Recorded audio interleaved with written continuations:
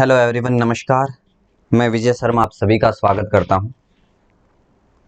तो DC generator के बारे में हम लोग पढ़ रहे थे। तो यहाँ पर मैंने पहले ही एक डायग्राम लगा दिया। वैसे तो पहले हम इस डायग्राम के बारे में चर्चा कर चुके हैं। अगर प्रीवियस लेक्चर देखोगे तुम अपना डीसी जनरेटर का, तो ये डायग्राम मैंने अपने हाथों से बना के ही बताया था तुम्हें। ठीक है, किस हिसाब से ये डायग्राम बना हुआ है, इधर आ जा। चलिए, तो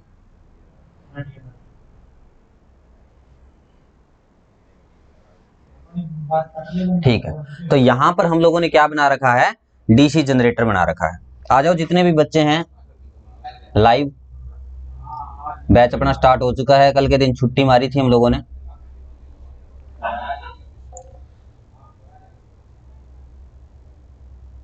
राजेश जी क्लास डाली कि नहीं डाली इसमें? ठीक है, मिल गए सर, मिल गए। हाँ मिल गए। आ जाओ सारे बच्चे, सभी को गुड मॉर्निंग, नमस्कार, राम राम।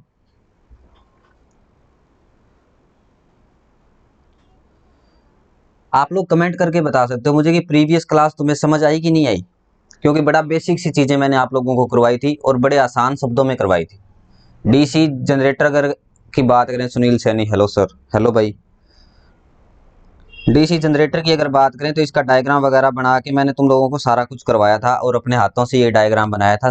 तो इसमें भी आप लोग देख सकते हो। इस डायग्राम को देखने का आपका एक फायदा होगा कि आपको सारी की सारी चीजें जो है वो दिख जाएगी प्रॉपर रूप से, और नाम भी लिखा होगा, अच्छे से क्लियर हो जाएगा।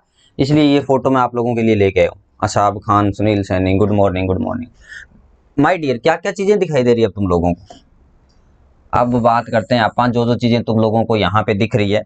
तो सबसे पहले तुम लोगों को यहाँ पे पोल दिख रहे हैं, जिनके बारे में मैंने बताया था कि भैया ये क्या होते हैं, पोल होते हैं। ठीक है, और पोल का काम क्या है, पोल कहाँ पे लगे होते हैं, ये चीज भी मैंने तुम लोगों को बता दिया। योक, योक मतलब क्या होता है, बॉडी होती है। और बॉडी किस चीज की बनी होती है? अगर छोटी मशीन की अगर मैं बॉडी की बात करूं, तो छोटी मशीन की बॉडी अपनी किस चीज की बनी होती है? तो छोटी मशीन की बॉडी बनी होती है अपनी, पहले हम लोगों ने किस चीज के बारे में पढ़ा था, बॉडी के बारे में पढ़ा था। इसमें क्या क्या चीज थी? एक तो बड़ी मशीन की बॉडी, बॉडी जो होती है वो अलग चीज की बनी होती है, वो कास्ट स्टील की बनी होती है। और छोटी मशीन की बॉडी अगर बात करें तो ये बनी होती है कास्ट आयरन की। ठीक है, छोटी मशीन की बॉडी बनी होती है कास्ट आयरन की, और बड़ी मशीन की बॉडी बनी होती है कास्ट स्टील की। ठीक है, क्लियर है। नेक्स्ट बात करते हैं, पोल के बारे में पढ़ा था। तो पोल क्या होते हैं, रिविट करके बनाए जाते हैं, और सिलिकॉन स्टील के ही हम लोग क्या बनाते हैं, पोल बनाते हैं। और इनके ऊपर ये जो वाइंडिंग कर रखी है डियर, ये जो वाइंडिंग कर रखी है इसको क्या बोला जाता है? Stator winding. स्टेटर वाइंडिंग इसको बोला जाता है, स्टेटर वाइंडिंग। क्लियर है। चलिए नेक्स्ट बात करते हैं कि ये चीज क्या है जो ये बना रखी है। तो इस चीज को क्या बोला है? कम्यूटेटर बोला। और कम्यूटेटर कहाँ लगा होता है? आर्मेचर के साथ ही लगा होता है, शाफ्ट के ऊपर लगा होता है। कम्यूटेटर के ऊपर क्या लगे होते हैं मेरे? ब्रश लगे होते हैं। ये जो है ये कार्बन के ब्रश है, जो आप लोगों को यहाँ पे ब्लैक ब्लैक कलर में दिखाई दे रहे हैं। ठीक है, तो ये क्या होते हैं? ब्रश होते हैं, और वैसे ये स्प्लिट रिंग पे लगे होते हैं। चलिए नेक्स्ट बात करते हैं आर्मेचर की। तो ये जो स्लॉट कटे होते हैं ये होता है आर्मेचर, या रोटेटिंग पार्ट जो होता है किसी जनरेटर का, उसको क्या बोला जाता है? आर्मेचर बोला जाता है। और उसके अंदर मैंने ये क्या कर दिए? चालक स्थापित कर दिए। ठीक है, ये मैंने क्या लगा दिए यहाँ पे? कंडक्टर लगा दिए। तो इस चीज को क्या बोला है? आर्मेचर कंडक्टर्स बोला है। क्लियर है, इसमें कोई डाउट आप लोगों को? यहां से दो वायर निकलेंगे मेरे आर्मेचर के, और दो ही वायरिंग मेरे निकलेंगे स्टेटर वाइंडिंग के। और ये यहाँ पे क्या बना दिया हम लोगों ने? Terminal box. थोड़ा सा और दिखाने की आप लोगों को कोशिश करता हूं कि दूसरा डायग्राम जो है वो आप किस हिसाब से देख सकते हैं। तो यहां से दूसरा डायग्राम मैं जो है इंसर्ट कर लेता हूं, जिसमें तुम लोगों को पता लग जाएगा कि डीसी जनरेटर की जो इंटरनल स्ट्रक्चर होती है। अगर किसी ने डीसी जनरेटर कभी नहीं खोल के देखा है तो इंटरनल स्ट्रक्चर कैसी होती है। तो ये है मेरा डीसी जनरेटर का इंटरनल स्ट्रक्चर, प्लस बाहर की बॉडी के बारे में बात कर रहे हैं। ठीक है, तो यहाँ पे क्या लगे होते हैं, जैसे एंड कवर वगैरह के बारे में बताया था। तो सबसे पहले हम पढ़ लेते हैं बॉडी वगैरह के बारे में। ये कैपेसिटर लगे होते हैं। मोटर के ऊपर भी आपने देखा होगा, जैसे पानी वाली मोटर जो होती है उसके ऊपर भी मेरे क्या लगे होते हैं? कैपेसिटर लगे होते हैं। और ये जगह जो है मेरी, इसको क्या बोला गया है? यहाँ पे टर्मिनल बोला गया है। ठीक है। अब इनको टर्मिनल को कवर वगैरह कर दिया गया, ये चीज तुम लोगों को याद रखने की जरूरत नहीं है। तुम्हारे अगर इंटरनल स्ट्रक्चर की बात करूं तो शाफ्ट की ज्यादा जरूरत है तुम्हें, क्योंकि शाफ्ट के ऊपर ही क्या होते हैं, मेरे बेरिंग वगैरह लगे होते हैं, वहीं पर मेरी क्या है, आर्मेचर वगैरह कसा होता है, कम्यूटेटर वगैरह, ये जो सारी की सारी चीजें हैं शाफ्ट पे लगी होती है। चलिए नेक्स्ट बात करते हैं फील्ड वाइंडिंग। फील्ड वाइंडिंग मैंने आप लोगों को बताई, ये मेरे क्या है, लेमिनेटेड पोल है। जो ये चीज मैं आप लोगों को दिखा रहा हूं, ये चीज मेरी क्या है, लेमिनेटेड पोल है। ये वाली जो चीज है, ठीक है, लेमिनेटेड पोल है, जिनके ऊपर मैंने क्या कर रखी है, एक प्रकार की बाइंडिंग कर रखी है, जिसको मैंने क्या बोला है, फील्ड पोल बोला है, या इसको क्या बोलते हैं, फील्ड वाइंडिंग भी बोला जाता है। ठीक है, स्टेटर वाइंडिंग या फील्ड वाइंडिंग दोनों एक ही चीज होती है। दूसरी बात करते हैं, ये लिखा हुआ है आप लोगों के सामने योक। योक को क्या बोला जाता है, बॉडी बोला जाता है, कास्ट आयरन या कास्ट स्टील की बनी होती है। अगर बड़ी मशीन के बारे में बात करूं, यहाँ पे मशीन का नाम मैं ले रहा हूं, तो मशीन में मेरी दोनों चीज आती है। अगर मशीन का मैं नाम ले रहा हूं तो मशीन में मेरी दोनों चीज आती है, एक तो मेरा जनरेटर भी आता है, प्लस एक मेरी मोटर भी आती है। तो ये मत सोचना कि मशीन के बारे में बात करें और अब हम जनरेटर के बारे में पढ़ रहे हैं तो जनरेटर ही आएगा, ऐसा कुछ नहीं होगा। ठीक है, नेक्स्ट क्या है, एंड कवर होते हैं ये। ठीक है, जो स्टार्टिंग में भी होते हैं और बैक साइड भी लगे होते हैं, तो इनको क्या बोला जाता है, एंड कवर बोला जाता है। ये सारा का सारा सिस्टम क्या है, मेरा एक डीसी जनरेटर का है। और यहाँ पर ये क्या है, ये आर्मेचर वाइंडिंग है पूरी पूरी। ये क्या लगा हुआ है, आर्मेचर लगा हुआ है, जिसके ऊपर क्या होते हैं, मेरे डक्ट्स कटे होते हैं, और उनके अंदर ही मैं क्या करता हूँ, आर्मेचर वाइंडिंग स्थापित करता हूँ। आर्मेचर वाइंडिंग के बारे में मैंने आप लोगों को बताया कि आर्मेचर वाइंडिंग जो होती है उसको कैसे किया जाता है और कैसे इसको अपन संचालित करते हैं। ठीक है, तो वैसे तो ये दो प्रकार की वाइंडिंग होती है। अगर वाइंडिंग के बारे में बात करेंगे, वाइंडिंग से बड़ा इंपॉर्टेंट क्वेश्चन पूछा जाता है, तो वाइंडिंग के बारे में मैं आप लोगों के साथ बात करूंगा। अब आप लोग मुझे ये बताओ कि इतनी चीज समझ आई कि नहीं आई, तुम्हें इतनी चीज समझ आई या नहीं आई। ठीक है, अब इसके बारे में मैंने एक चीज बताई थी कि आर्मेचर जो वाइंडिंग होती है उसमें मेरे स्लॉट कटे होते हैं। ठीक है, आर्मेचर वाइंडिंग में क्या होते हैं, मेरे स्लॉट कटे होते हैं। अब ये स्लॉट किस प्रकार के होते हैं, तो आर्मेचर वाइंडिंग में क्या होते हैं, 3 प्रकार के स्लॉट कटे होते हैं। तो यहीं से आप हेडिंग लगाएंगे, आर्मेचर में जैसे पढ़ा था हम लोगों ने पहले, आर्मेचर में मुख्यतः 3 स्लॉट, 3 प्रकार के लिखोगे आप लोग यहाँ, 3 प्रकार के स्लॉट कटे होते हैं। ठीक है, स्लॉट कटे होते हैं। कौन कौन से 3 प्रकार के थे, तो एक तो था मेरा खुला प्रकार का, जिसके अंदर वाइंडिंग को क्या कर सकते हैं, आप आसानी से कर सकते हैं, लेकिन इसमें एक दिक्कत होती है कि वाइंडिंग बाहर आने की ज्यादा संभावना रहती है, इसलिए इसका यूज आप बहुत कम करते हैं। और दूसरा आता है मेरा अर्धबंध। ठीक है, अर्धबंध। अर्धबंध का मतलब क्या हो गया, आधा ओपन। अगर मैं बात करूं तो इस हिसाब से ये बना होगा, इस हिसाब से मेरे क्या होंगे, स्लॉट्स कटे होंगे। इसमें क्या होंगे, बिल्कुल इस हिसाब से कटे होंगे। अगर इसके अंदर मैं वाइंडिंग करूंगा तो जैसे मान लो यहां से मैंने वाइंडिंग कर दी, यहां से वाइंडिंग कर दी, तो ये चांसेस है कि वाइंडिंग मेरी ऊपर चली जाएगी। लेकिन अगर इसके अंदर मैंने यहां पर वाइंडिंग कर दी और यहां पे वाइंडिंग कर दी, तो ऊपर से क्या है, ये आधा बंद है और आगे की तरफ वाइंडिंग मेरी जा भी नहीं पाएगी। इसमें वाइंडिंग करना क्या होता है, जो खुले प्रकार का होता है इसमें सबसे सरल होती है वाइंडिंग करना, और अर्धबंध जो होता है इसमें थोड़ी सी मुश्किल होती है, लेकिन सबसे ज्यादा उपयुक्त की बात करूं तो अर्धबंध ही होगा। क्लियर है, किसी को कोई डाउट। चलिए नेक्स्ट बात करते हैं बंद के बारे में। बंद जो होता है इसके अंदर मुझे क्या होती है, इस हिसाब से ये मान लो पूरा पूरा स्लॉट मेरा क्या है, बंद है, तो इसके अंदर मुझे वाइंडिंग क्या है, घुमा घुमा के करनी पड़ती है। ठीक है, इसके अंदर मैं वाइंडिंग क्या करूंगा, घुमा घुमा के करूंगा। तो सबसे ज्यादा जो मुश्किल है, सबसे ज्यादा मुश्किल है इसमें वाइंडिंग करना, सबसे मुश्किल है वाइंडिंग करना, सबसे ज्यादा मुश्किल है, ज्यादा मुश्किल है। ठीक है, इसमें सबसे उपयुक्त है, इसमें सबसे उपयुक्त है, यानी कि सबसे ज्यादा यूज होने वाली, जो जनरली कॉमनली यूज होती है, वो किस प्रकार के होते हैं, अर्धबंध टाइप के होते हैं। नेक्स्ट बात करते हैं खुले के बारे में। तो खुला जो होता है उसमें क्या होता है, इसमें सबसे आसान है बाइंडिंग करना, सबसे आसान ठीक है, बाइंडिंग करना क्या है इसमें सबसे आसान है, लेकिन यूज नहीं करते, रीजन क्योंकि बाइंडिंग मेरी बाहर निकल सकती है। क्लियर है, किसी को कोई डाउट?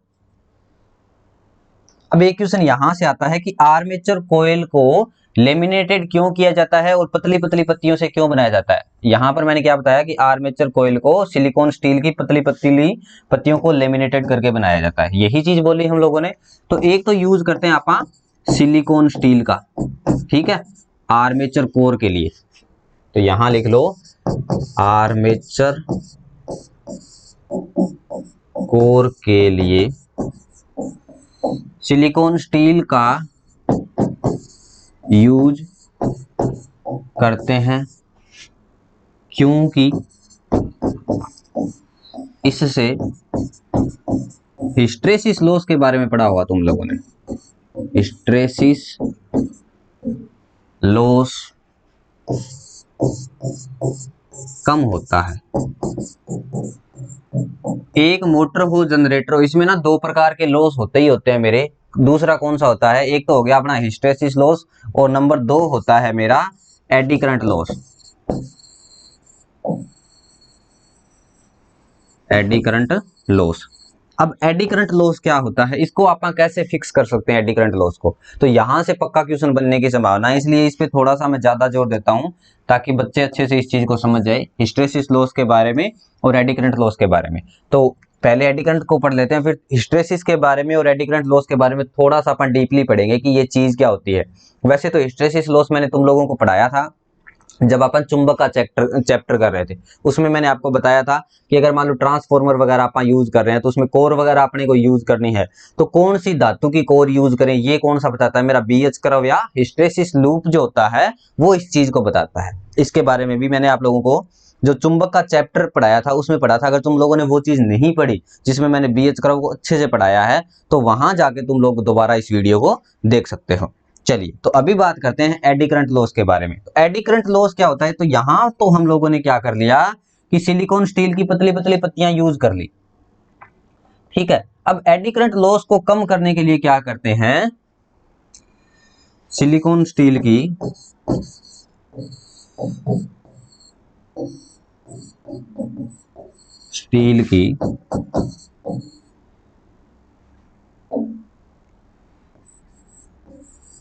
पतली पतली पत्तियां बनाकर पत्तियों को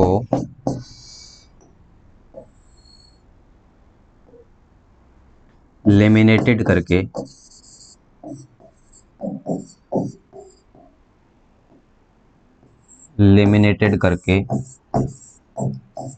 सिलिकॉन स्टील की पतली पतली पत्तियों को लेमिनेटेड करके उन्हें रिवीट करके, रिवीट का मतलब क्या होता है, उनको जोड़ के, रिवीट करके या जोड़ के या जोड़कर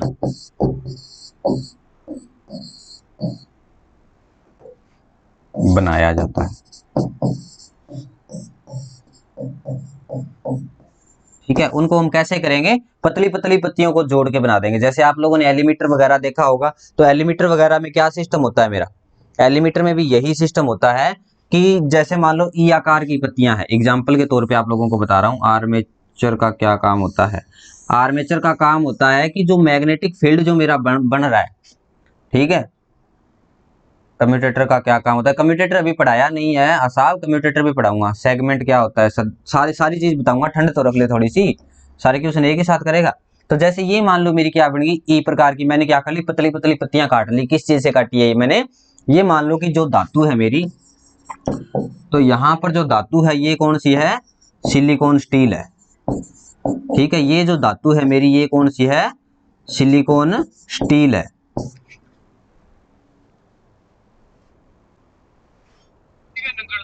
हाँ जी, हाँ जी। सर एक बार मैं क्लास में हूँ, मैं थोड़ा सा ना फ्री होकर आपको बैक कॉल करूंगा, ठीक है जी। तो यहाँ पे हम लोगों ने क्या किया, धातु यूज करी है सिलिकॉन स्टील की।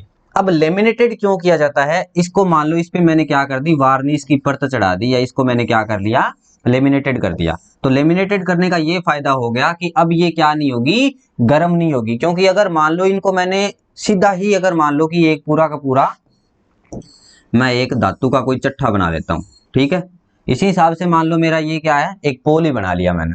अब पोल को मैंने क्या करा, इसके ऊपर अगर मान लो मैंने सीधी वाइंडिंग कर दी, ठीक है, इसमें क्या है, मैंने कोई कट वगैरह या कोई स्लॉट वगैरह नहीं लगाई, एक स्लॉट का भी बता दूंगा आप लोगों को। तो यहाँ पे मान लो कि मैंने कोई भी पतली पतली पत्तियां यूज नहीं करी, मैंने क्या करा है, सीधा का सीधा ये एक पूरा लोहे का टुकड़ा ही यूज कर लिया। तो जैसे ही मान लो इसको मैंने क्या करा, सप्लाई के साथ जोड़ दिया, यहां से इसको मैंने सप्लाई के साथ जोड़ दिया। तो सप्लाई के साथ जोड़ने के बाद नुकसान मेरा क्या होगा कि ये अनावश्यक रूप से गर्म होगा, ठीक है। अगर मान लो इसकी जगह पे मैंने क्या चीज यूज करी होती, अगर इसको यूज ना करके जैसे अपन बात कर लेते हैं इस प्रकार का मैंने यूज किया होता, ठीक है, और इसके अंदर ये क्या है, मेरी पतली पतली पत्तियां बनाई होती है, जिसको मैंने क्या बना दी है, पतली पतली पत्तियां बना दी लेमिनेटेड करके। चीज तो वही बनाई है मैंने, पर सिस्टम क्या है, धातु भी मेरी सेम ही है। अब मैंने इनको क्या कर दिया, पतली पतली पत्ती बना दी और प्रत्येक पत्ती को क्या कर दिया, लेमिनेटेड कर दिया। इनके ऊपर क्या है, ये मान लो कि वार्निश लगा हुआ है। तो प्रत्येक पतली पतली पत्ती जो भी बनाई है उन सभी को क्या कर दिया, वार्निश आलेपित कर दिया। इससे क्या होगा कि सारी की सारी पत्तियां, वैसे तो एक चट्टा बना हुआ है ये पूरा मेरा, लेकिन सभी की सभी क्या है, टच नहीं है एक दूसरे से, बीच में क्या आ गई, इनके एक परत आ गई, ठीक है। ये यूज करने से क्या होगा, मेरा एडी करंट लॉस जो है वो कम हो जाएगा, ठीक है। इसमें क्या होगा, इसमें ज्यादा होगा, इसमें एडी करंट लॉस ज्यादा होगा, करंट ज्यादा होगा। और यहां पे अगर बात करें तो इसमें क्या है, मैंने ये पतली पतली पत्तियां बना दी, इसमें कम होगा, इसमें क्या होगा, इसमें कम होगा। ये चीज याद रखना, इसमें एडी करंट लॉस मेरा क्या होगा, कम होगा। क्लियर है, किसी भी बच्चे को इसमें कोई डाउट है तो वो बता सकता है, पर मुझे नहीं लगता कि तुम लोगों को यहाँ पे कोई डाउट रहना चाहिए। सर सामान्य आर्मेचर प्रतिरोध का मान कितना होता है, आर्मेचर का क्या काम होता है, कम्यूटेटर का क्या काम होता है, बड़े एडवांस हो रखे हो प्रीतम सिंह। सेगमेंट क्या होता है सर, मैग्नेट का चैप्टर पूरा हो गया क्या सर? हाँ जी, मैग्नेट का चैप्टर पूरा हो गया माय डियर, सारा बताता हूँ तुम लोगों को, सब्र रखो, चीजें पढ़ते चलो, ठीक है। चलिए आगे बढ़े। तो यहाँ पे तुम लोगों को मैंने दोनों लॉस के बारे में बता दिया कि हिस्टैरिसीस लॉस क्या होता है और एडी करंट लॉस क्या होता है। चलिए अभी हम एक चीज पढ़ रहे थे, जो बच्चे पूछ रहे थे, जैसे एक बच्चे का मैं आंसर दे देता हूँ अभी। तो एक क्वेश्चन आया था हमारे पास यहाँ पे कि आर्मेचर का क्या काम होता है, ये पूछा है ना आसाब खान। हाँ, आर्मेचर का क्या काम होता है, तो आर्मेचर के काम के बारे में बता देता हूँ। ये क्या है, आर्मेचर वाइंडिंग स्थापित मैंने यहाँ पे कर रखी है। तो जैसे ही मान लो कि यहाँ पर मेरा एक प्रकार का ईएमएफ बनेगा, तो यहां मैं इसकी बात कर लेता हूं कि मान लो कि इसमें मेरा एक प्रकार का ईएमएफ बनता है, कौन सी वाइंडिंग में, पोल वगैरह में। तो पोल का क्या काम होएगा कि यहां से ये चुंबकीय बल रेखाएं जा रही है मेरी, ठीक है। मैग्नेटिक फील्ड को क्या करेगा, पोल का क्या काम है, मैग्नेटिक फील्ड को फैलाने का काम है। तो यहां से ये इसको मैग्नेटिक फील्ड को फैला रहा है, ठीक है। अगर मान लो कि मैंने पोल ना लगाए होते, ये पोल शू ना लगाए होते, तो क्या करता, मेरा मैग्नेटिक जो फील्ड है वो पूरी की पूरी मोटर या पूरी की पूरी जो मेरी जनरेटर है इसके अंदर नहीं घूम पाता। तो इसके लिए मैंने इस पे क्या किया, पोल शू लगाए, जिसका मैंने दो काम बताए थे आप लोगों को पोल शू के। यहां लिख देता हूं दोबारा, एक बार याद रह जाएगा तुम्हारे, पोल शू। तो पोल शू के मैंने दो काम बताए। पहला काम क्या था अपना, एक तो ये वाइंडिंग को आगे नहीं जाने देता, यानी कि वाइंडिंग को अपनी जगह पे स्टेबल रखता है, ये काम करता है। और दूसरा इसका काम क्या होता है पोल शू का, कि ये जो यहाँ पर इन वाइंडिंग में मेरा क्या बन रहा है, मैग्नेटिक फील्ड बन रहा है या मैग्नेटिक जो फ्लक्स बन रहा है, ठीक है। अब इसको क्या करेगा, फैलाने का काम कौन करेगा, पोल शू करेगा। क्लियर है, ठीक है। तो पोल शू के काम बहुत बार पूछे गए हैं। तो पोल शू का काम क्या होता है, एक तो मैग्नेटिक जो फ्लक्स बना है उसको क्या करेगा, ये फैलाने का काम करेगा। और दूसरा किस चीज का काम करेगा माय डियर, दूसरा करेगा कि ये बाइंडिंग यहाँ पे स्टेबल रहे, क्योंकि अगर ये स्टेबल नहीं रहेगी, मोटर मान लो मेरी घूमेगी और यहीं तक है, तब तो क्या होगा, देखो दो कंडीशन हो सकती है। एक दोबारा नई फोटो ले लेता हूं, जिसमें हम लोग क्या करेंगे, चर्चा करते हैं इसी चीज पे। तो ये कंस्ट्रक्शन मान लो ले ली मैंने, ठीक है। तो इसको थोड़ा सा यहां ले आते हैं, क्लियर दिखाई दे रहा है, किसी को कोई दिक्कत तो नहीं है। चलिए तो अब बात करते हैं अपन जिस चीज के बारे में अभी मैं पढ़ना है। देखो ये चीजें क्लियर करते रहो तुम लोग, तो यहां से क्या होगा, मैग्नेटिक फील्ड बनेगा। अब ये मैग्नेटिक फील्ड है, ठीक है, तो इसको फैलाने का काम कौन करेगा, पूरी की पूरी मोटर में मेरा पोल शू करेगा। अगर मान लो ये सिर्फ यहीं तक होता, पोल शू जो है वो यहीं तक होता, तो जैसे ही मोटर मेरी चलती तो ये वाइंडिंग क्या आ जाती, बाहर की तरफ आ सकती थी। ये डर था, क्या अब मेरी वाइंडिंग बाहर की तरफ आ पाएगी। जब मैंने ये लगा दिया, आगे मैंने क्या लगा दिया, एक प्रकार का बैरियर ही लगा दिया, तो क्या इस कंडीशन में मेरी वाइंडिंग जो है वो बाहर की तरफ आ पाएगी, कभी नहीं आ पाएगी। ठीक है, तो इसको रोकने का काम कौन करता है, एक तो वाइंडिंग को अपनी जगह पे रोके रखता है ताकि मेरी वाइंडिंग जो है वो आगे ना आ पाए। ठीक है, ये काम करता है ये। और दूसरा क्या करता है, मैग्नेटिक जो फ्लक्स है उसको फैलाने का काम करता है। तो अभी जैसे ये क्वेश्चन पूछा गया बच्चे का कि आर्मेचर का क्या काम होता है, तो आर्मेचर क्या होता है, आर्मेचर एक रोटेटिंग पार्ट है, यानी ये क्या है, घूमने वाला भाग। आर्मेचर क्या है मेरा, घूमने वाला भाग, यानी कि ये है अपना रोटेटिंग पार्ट। तो अब क्या करेगा, आप लोगों को मैंने फैराडे का पोल शू रिपोर्ट नहीं होता, रिपीट करना होता है, रिपीट का आप बोल रहे हो, पोल शू के बारे में बता रहा हूं अभी। ठीक है, दूसरी चीज क्या होती है, यहां पर घूमने वाला भाग कौन सा होता है, मेरा आर्मेचर। ये क्या है, जो फील्ड वाइंडिंग है ये मेरा क्या है, स्टेटर, जैसे यहां पे मैंने लिख रखा है। तो स्टेटर का काम क्या होता है, ये होता है मेरा स्थिर पार्ट, स्थिर भाग। ठीक है, स्थिर भाग क्या होता है अपना, स्टेटर होता है, और घूमने वाला भाग क्या होता है मेरा, आर्मेचर होता है। तो घूमने वाला भाग क्या होगा, यहाँ पे आर्मेचर होगा। अब बात करते हैं आगे कि पोल शू के बारे में पढ़ लिया, पोल शू का काम पढ़ लिया। पोल के बारे में हम लोगों ने पढ़ा ही था कि पोल की संख्या क्या हो सकती है, मिनिमम 2 हो सकती है, मैक्सिमम 8 हो सकती है। और पोलों का काम क्या है, चुंबकीय क्षेत्र स्थापित करना पोलों का मुख्य काम होता है। एक ये क्वेश्चन भी कई बार पूछा जाता है कि पोल्स का मुख्य काम क्या है, तो यहाँ पे तुम लोग लिख सकते हो पोल का मुख्य कार्य चुंबकीय क्षेत्र स्थापित करना है। ठीक है, चलो ये बाद में लिखूंगा मैं। तो ये चीज आई होप कि तुम लोगों की क्लियर हो चुकी होगी कि भैया पोल शू मेरा क्या काम करता है। अब क्या हुआ, तो यहां से मेरा क्या हुआ, मैग्नेटिक फील्ड, ये क्या है, चुंबकीय क्षेत्र है जो पूरे मोटर या पूरे जनरेटर के अंदर फैल रहा है। अब इस चुंबकीय क्षेत्र को क्या कौन काटेगा, इस चुंबकीय क्षेत्र को काटने का काम करेगा आर्मेचर। जैसे मैंने आर्मेचर वगैरह के बारे में तुम लोगों को एक चीज बताई थी कि आर्मेचर का फैराडे का विद्युत चुंबकीय प्रेरण का सिद्धांत क्या बोलता है, ये चीज पढ़ी थी ना हम लोगों ने, फैराडे का विद्युत चुंबकीय प्रेरण का सिद्धांत। तो जब किसी फैराडे का विद्युत चुंबकीय प्रेरण का सिद्धांत था कि जब किसी मैग्नेटिक फील्ड में, मैग्नेटिक फील्ड क्या है, ये क्या है मेरा मैग्नेटिक फील्ड है, जब किसी मैग्नेटिक फील्ड में नॉर्थ साउथ, ये नॉर्थ से साउथ की तरफ जा रही है, ये भी नॉर्थ से साउथ की तरफ जा रही है, जब किसी मैग्नेटिक फील्ड में किसी कंडक्टर को रखा जाता है, ये क्या है मेरा कोई चालक है, बस वाला कंडक्टर नहीं है, ये चालक है, मतलब कोई तार है। ठीक है, समझ लेना। जब इस तार को मैं रखूंगा तो ये तार क्या करेगा, इन चुंबकीय बल रेखाओं को काटेगा। सिंपल सी बात है कि भैया ये तो काटे हीगा। तो जब ये इसको काट रहा है तो इसमें भी एक प्रकार का ईएमएफ पैदा हो जाएगा। जब ये काटेगा, जब ये इसको काटेगा, चालक काटता है, तो उसमें फैराडे के विद्युत चुंबकीय प्रेरण के सिद्धांत से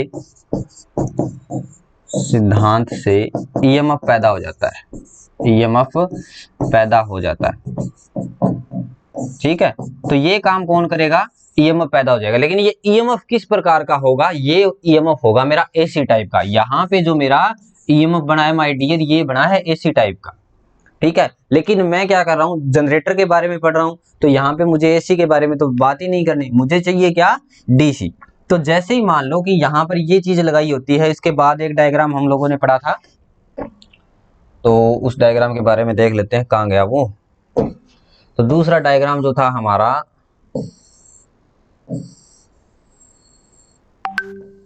देखिए यार, चलिए दूसरा डायग्राम ही देख लेते हैं। दूसरा डायग्राम हमारा क्या था, ये चीज तो तुम्हें समझ आ गई होगी, जो चीज मैं पढ़ा रहा हूं तुम्हें। सर पोल की संख्या कितनी होती है, पोल की संख्या दोस्त 2 होती है मिनिमम, और मैक्सिमम हो सकती है 8।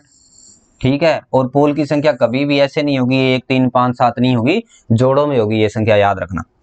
चलिए, तो अब यहाँ पर क्या लगा हुआ है, जैसे हमने उसमें क्या बनाया था आर्मेचर, तो आर्मेचर क्या करेगा मेरा एसी बना के दे देगा हमें, लेकिन हमें क्या चाहिए डीसी चाहिए। तो आर्मेचर के बाद ये जो चीज लगी होती है इसको क्या बोला जाता है कम्यूटेटर।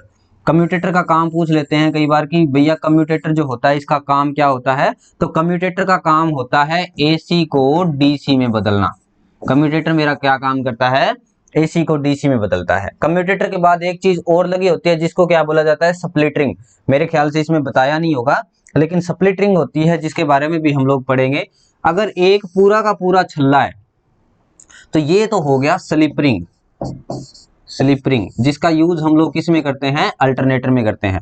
लेकिन अगर उस छल्ले को दो भागों में बांट दिया, जैसे एक ये भाग बांट दिया, ये ए पार्ट हो गया उस छल्ले का, ये बी पार्ट हो गया, तो ये बनेगी मेरी स्प्लिट रिंग। और स्प्लिट रिंग का यूज कहाँ पे करते हैं आप डीसी जनरेटर में करते हैं। इसमें मेरे ख्याल से स्प्लिट रिंग दिखाई नहीं गई, लेकिन स्प्लिट रिंग क्या लगी होती है मेरी कम्यूटेटर के साथ जुड़ी होती है, और स्प्लिट रिंग पे ही क्या होते हैं मेरे कार्बन ब्रश लगे होते हैं। तो यहाँ एसी बनी, एसी को डीसी में बदलने का काम किसने कर दिया मेरा, तो यहाँ पर जो मेरी एसी बनी उसको एसी को डीसी में बदलने का काम किसने कर दिया, मिटा कुछ रहे हैं मिट कुछ रहा है, चलिए। तो यहाँ पर एसी को डीसी में बदलने का काम कर दिया, ये एसी बनी इसको डीसी में बदलने का काम कर दिया अपने कम्यूटेटर ने। लेकिन ये जो डीसी बनी है ये प्योर डीसी नहीं बनी। देखो कई प्रकार की डीसी मैंने आप लोगों को बताई होगी, 3 प्रकार की बताई थी अगर प्रीवियस क्लास देखी थी तुम लोगों ने। ये होती है प्योर डीसी, एक होती है अपनी पल्सेटिंग डीसी, और एक होती है वेरिएंग डीसी। ये वेरिएंग डीसी होती है। और नेक्स्ट बात करते हैं पल्सेटिंग डीसी के बारे में। तो ये जो डीसी होगी मेरी, ठीक है, जो नेगेटिव में नहीं जाएगी प्लस में ही रहेगी, तो ये अपनी डीसी कौन सी होती है पल्सेटिंग डीसी। और पल्सेटिंग डीसी को क्या करता है, ये प्योर डीसी में बदलने का काम करता है मेरा स्प्लिट रिंग। ध्यान रखना, क्लियर है, आगे बढ़े, कोई डाउट तो नहीं है। अब किसी को अगर इसकी कंस्ट्रक्शन वगैरह के बारे में किसी को डाउट है, अगर तुम लोगों ने कंस्ट्रक्शन अच्छे से समझ ली तो सारे पार्ट अच्छे से समझ सकते हो, सारी चीजें तुम्हें क्लियर हो जाएगी। कंस्ट्रक्शन ही सबसे बड़ी चीज होती है। कंस्ट्रक्शन अगर हम लोगों ने जान ली, सारे मोटर के पार्ट वगैरह के बारे में जान लिए, उनका काम जान लिया, तो फिर हमें कोई दिक्कत नहीं आएगी। फिर तुम लोगों को सिर्फ ऑब्जेक्टिव टाइप क्वेश्चन निकालने की देरी है, क्योंकि उसमें तुम्हें फायदा मिलेगा किस हिसाब से एग्जामिनर जो है वो क्वेश्चन पूछ सकता है, क्या क्या चीजें एग्जाम में पूछी जा सकती है। चलिए क्लियर है कंस्ट्रक्शन वगैरह के बारे में। पोल्स वगैरह के बारे में मैंने आप लोगों को बता दिया, पोल शू के बारे में बता दिया, पोल किसके बने होते हैं, किस पे कौन सी वाइंडिंग करी होती है, ये सारी की सारी चीजें हम लोग डिस्कस कर चुके हैं। आगे बढ़े, हाँ जी आगे बढ़े माय डियर, समझ आ गया, अब तो किसी को कोई डाउट नहीं है इस चीज में। गुड मॉर्निंग सीमा जी। चलिए अब आगे बढ़ते हैं, आर्मेचर के बारे में पढ़ लिया। अब आर्मेचर के अंदर मेरी 2 प्रकार की वाइंडिंग होती है। नेक्स्ट पढ़ते हैं आर्मेचर वाइंडिंग के बारे में। तो ये चीज, अच्छा ये इधर आ गई थी, यहाँ पढ़ी थी हम लोगों ने, ठीक है। नेक्स्ट बात करते हैं आर्मेचर वाइंडिंग के बारे में। तो यहाँ हेडिंग लगाएंगे हम आर्मेचर वाइंडिंग।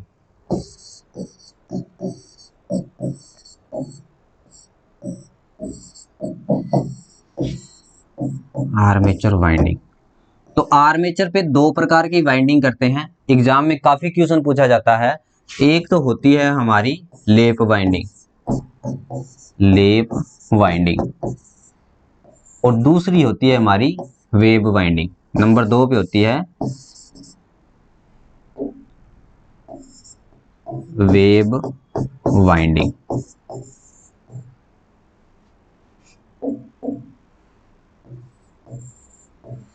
दो प्रकार की बाइंडिंग होती है, एक तो होती है लेप बाइंडिंग और दूसरी होती है हमारी वेव बाइंडिंग। लेप बाइंडिंग क्या होती है, ये ऊपर चढ़ी होती है, जैसे एक बाइंडिंग होगी उसके ऊपर और चढ़ा दी, उसके ऊपर और चढ़ा दी, उसके ऊपर और चढ़ा दी, तो इस हिसाब से ये मेरी क्या होती है बाइंडिंग होती है। ठीक है, जो संयोजक होते हैं, जो कॉन्ट्रैक्टर होते हैं, वो क्या होते हैं एक दूसरे के ऊपर चढ़े होते हैं, तो ये बाइंडिंग हो सकती है। कौन सा इंसुलेशन भरा होता है कम्यूटेटर। आज तो बड़ी एडवांस हो रखी है जनता है, सारी चीजें ही आज जाननी है। कम्यूटेटर पढ़ाऊंगा, सांस ले ले थोड़ा सा, कम्यूटेटर भी पढ़ाऊंगा, जो पढ़ाने लग गया तो ठीक है। अचालक पर तो जरूर भरी होती है, इसमें कौन सी भरी होती है, धीरे धीरे चढ़ो ऊपर, एक साथ ना चढ़ो। ठीक है, पहले ये चीज समझ लो और बीच में तुम दूसरी चीज का आगे का क्वेश्चन ले आते हो यार, फिर इसमें क्या होता है, फ्लो खत्म हो जाता है हमारा। ठीक है, तो जो टॉपिक चल रहा होता है ना उसी के रिलेटेड क्वेश्चन किया करो। जैसे कम्यूटेटर आएगा मैं आप लोगों को कम्यूटेटर भी बताऊंगा।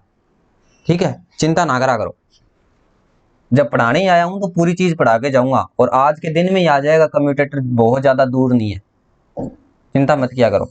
तो लेप बाइंडिंग और वेव बाइंडिंग दो प्रकार की बाइंडिंग होती है। अब यहां से क्वेश्चन किस हिसाब से निकलता है, तो लेप बाइंडिंग में क्या होता है, एक नंबर हेडिंग लगाओगे, तो यहां पे लगाओगे लेप बाइंडिंग।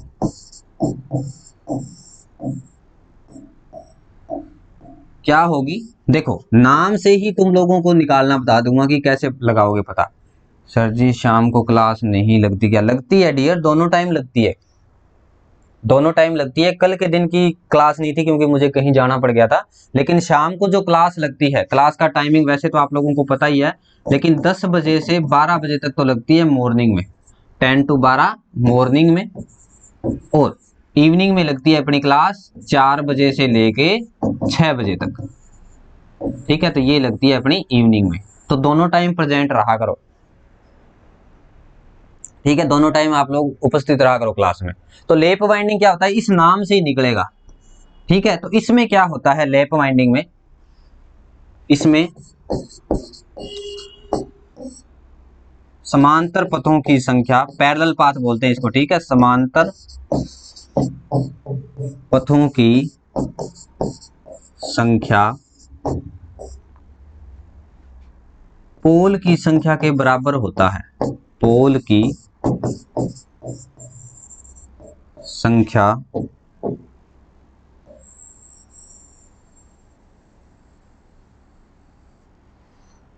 पोल की संख्या के बराबर होता है। ठीक है, ये यहां से एक पक्का क्वेश्चन आता है।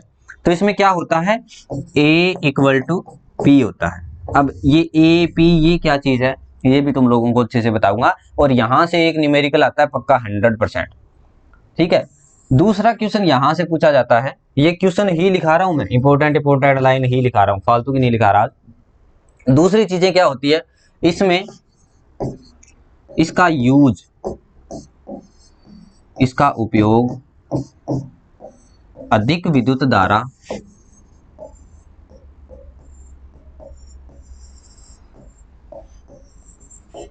प्राप्त करने के लिए किया जाता है, अधिक विद्युत धारा के लिए किया जाता है, और अधिक विद्युत धारा और कम वोल्टेज। ठीक है, अधिक विद्युत धारा और कम वोल्टेज के लिए करते हैं। लेप बाइंडिंग कहां पे की जाती है, अगर बात करें एक आर्मेचर के बारे में, तो आर्मेचर में क्या होता है, अगर पोल की संख्या हमेशा ही क्या होगी लेप बाइंडिंग में, तो पोल की संख्या जो होगी वो समांतर पथों की संख्या बराबर होगी, और समांतर पथों को क्या बोला जाता है, पैरेलल पाथ। समांतर पथों को बोला जाता है पैरेलल पाथ, और उसी के बराबर होती है।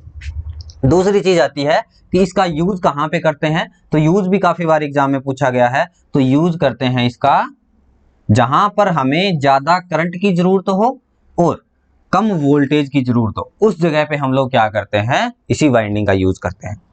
क्लियर है, किसी को कोई डाउट, किसी भी बच्चे को अगर इसमें कोई डाउट है तो बता सकता है।